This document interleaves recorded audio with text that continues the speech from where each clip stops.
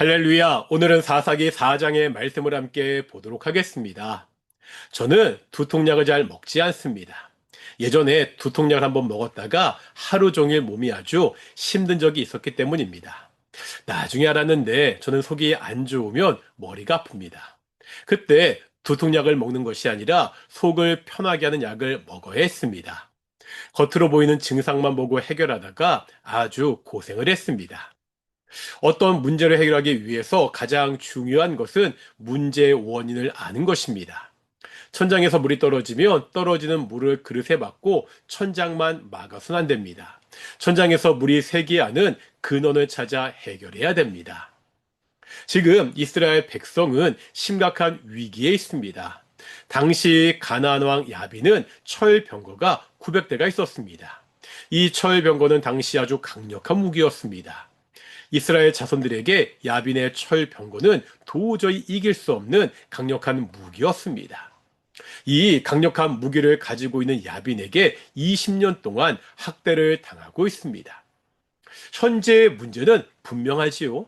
강력한 무기를 가진 야빈의 학대입니다. 이 문제를 어떻게 해결해야 되죠? 단순히 군사력을 키우는 것으로 안 된다는 거예요. 이런 문제가 왜 생겼는지 그 원인을 따져봐야 됩니다. 오늘 본문 1절과 2절에 보면 이런 말씀이 있습니다. 에웃이 죽은 이스라엘 자손이 또 여호와의 목전에 악을 행하매 여호와께서 하솔에서 통치하는 가나안 왕 야빈의 손에 그를 파셨으니.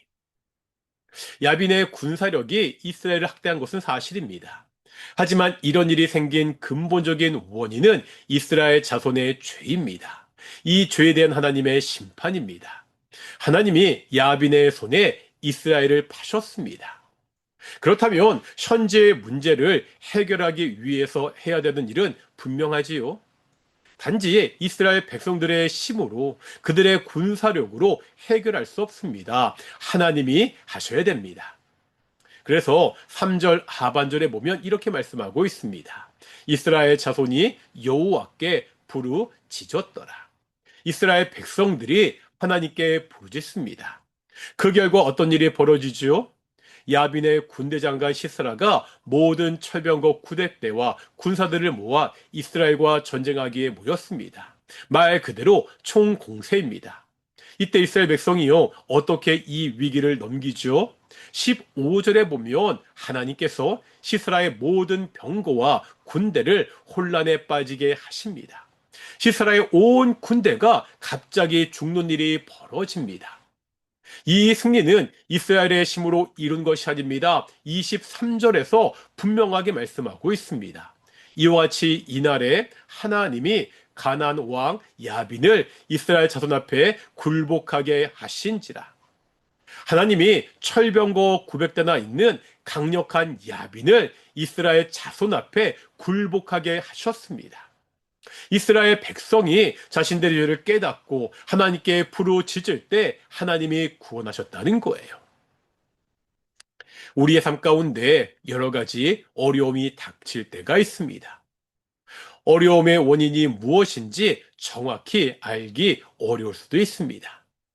하지만 어떻게 그 문제를 해결할 수 있는지는 분명합니다. 하나님이십니다.